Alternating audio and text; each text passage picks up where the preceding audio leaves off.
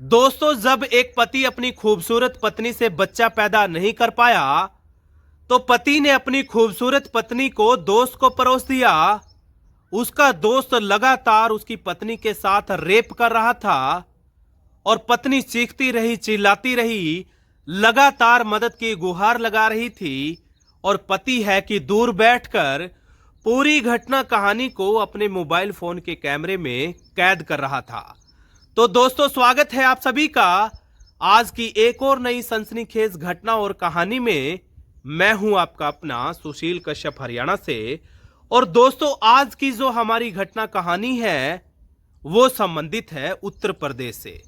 उत्तर प्रदेश का एक जाना पहचाना शहर है कानपुर और उसी कानपुर का एक इलाका लगता है अशोक विहार और उसी अशोक विहार का रहने वाला है संदीप। वही संदीप जिसकी पत्नी का नाम है सुनीता। सुनीता दरअसल दिखने में काफी ज्यादा खूबसूरत है। इतनी ज्यादा खूबसूरत है कि ना केवल आस पड़ोस में बल्कि दूर दराज में रहने वाले उनके सगे संबंधियों में भी उसकी खूबसूरती के चर्चे आम बात हैं। संदीप की शादी को लगभग 5 साल हो चुके हैं और 5 साल शादी को होने के बावजूद भी संदीप का कोई भी बच्चा पैदा नहीं हुआ।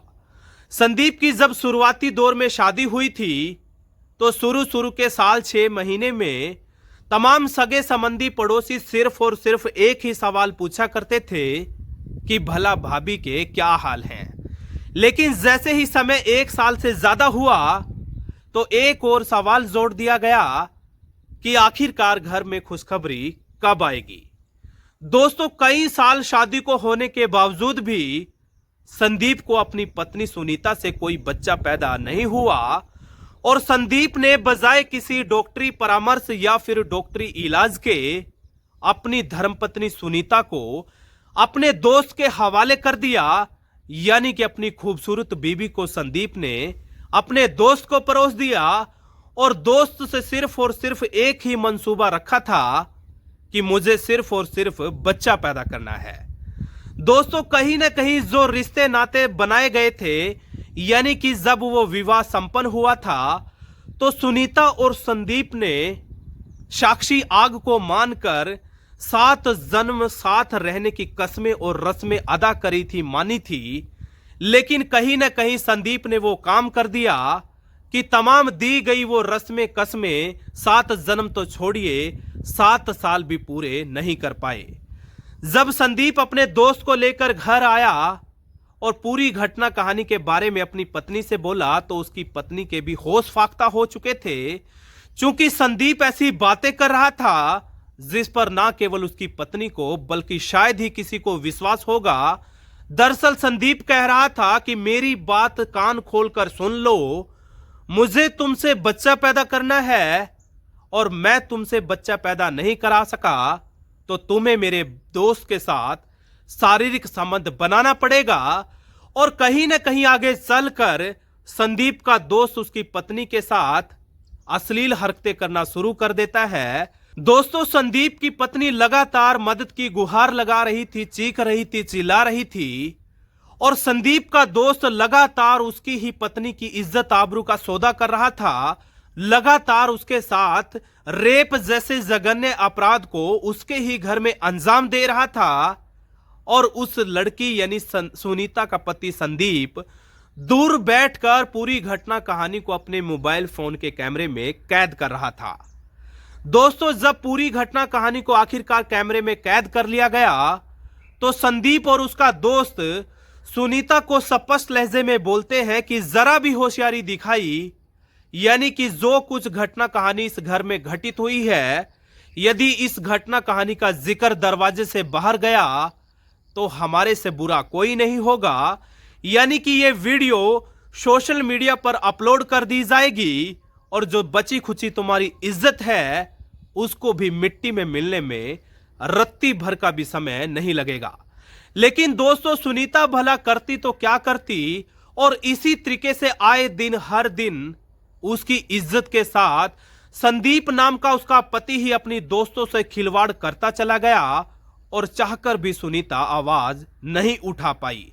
एक दिन तो हद तब हो गई जब सुनीता अपने घर के कोने में बैठकर तमाम सोशल मीडिया स्क्रॉल कर रही थी और सोशल मीडिया स्क्रॉल करते करते उसके जानकार के यहां से एक व्हाट्सएप मैसेज आता है और जैसे ही व्हाट्सएप मैसेज पर क्लिक किया गया तो दोस्तों उसी सुनीता नाम की महिला के समक्ष एक वीडियो आती है और उस वीडियो में दिख रही महिला कोई और नहीं बल्कि वो सुनीता ही थी जिसके साथ एक अनजान शख्स लगातार जोर जबरदस्ती कर रहा था, यानी कि रेप जैसे जघन्य घटना को अंजाम दिया जा रहा था।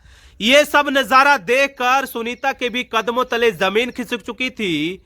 सुनीता को समझ नहीं आ रहा था कि वो करे तो क्या करे, वो जाए तो कहां जाए, कैसे उसको न्याय मिलेगा, कैसे वो अपनी आवाज बुलंद कर पाएगी।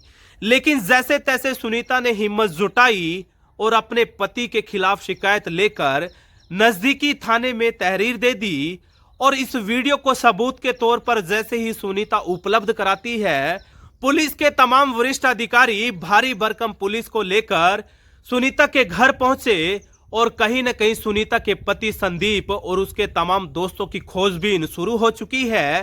पूरी घटना कहानी में संगीन धाराओं को जोड़ दिया गया है और दोस्तों कहीं न कहीं पूरी घटना कहानी की जांच में ज्यादा देर लगने वाली नहीं थी, चूंकि तमाम लोगों से तस्दीक करने में यह स्पष्ट हो चुका था कि संदीप ने वाकई में ही घिनौने कृत्य को अंजाम दिया है। कहीं ना कहीं पति पत्नी जैसे विश्वास वाले रिश्ते को भी ताक पे रख दिया, उसके साथ भी कहीं ना कहीं विश्वासघात किया है। बहरहाल दोस्तों, संदीप और उसके तमाम साथियों को कस्टडी में लेकर जब सख्ती से पूछताछ की गई तो रत्ती भर का भी समय नहीं लगा, संदीप और उसके दोस्तों ने अपने गुनाह को कबूल कर लिया।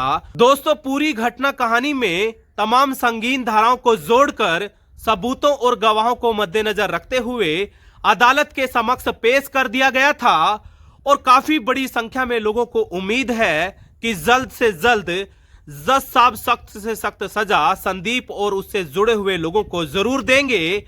और जैसे ही पूरी घटना कहानी सोशल मीडिया पर वायरल हुई तो दोस्तों कहीं ना कहीं देश दुनिया में नुक्कड़ गली चौराहे पर बैठे हुए लोग सोचने समझने पर इस पूरी घटना ने मजबूर कर दिया है। हर कोई व्यक्ति यही कह रहा है कि संदीप ने पति पत्नी जैसे पवित्र रिश्ते को भी नेस्तानाबूद कर दिया, ताक पे रख दिया। तो बहरहाल आप लोगों को बताता चलूं कि संदीप और उससे जुड़े हुए संलिप्त लोगों की जिंदगी सलाखों की काल कोठरी में बैठकर गुजरेगी। उन्हीं सलाखों की काल कोठरी में बैठकर निश्चित तौर पर संदीप और उसके साथियों को अपने किए बुरे कारनामों का पछतावा करना होगा। पछतावे के सिवा अब भला वो कर भी क्या सकते हैं। लेकिन पूरी घटना कहानी का लोगों को जब पता चला तो काफी बड़ी संख्या में लोगों के लिए ये घटना सबक साबित हो रही है।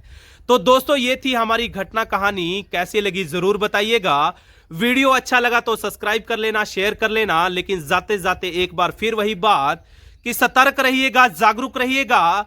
कहीं ऐसा ना हो आपके इर्द गिर्द घूम रहे लोग कोई बड़ी घटना कहानी को अंजाम दे दे और आप भी उस घटना का शिकार हो जाएं। तो इसलिए सतर्क रहिएगा, जागरूक रहिएगा, क्योंकि सतर्क और जागरूक रहने में ही भलाई है। सतर्क और जागरूक रहने में ही आप लोगों का बचाव है।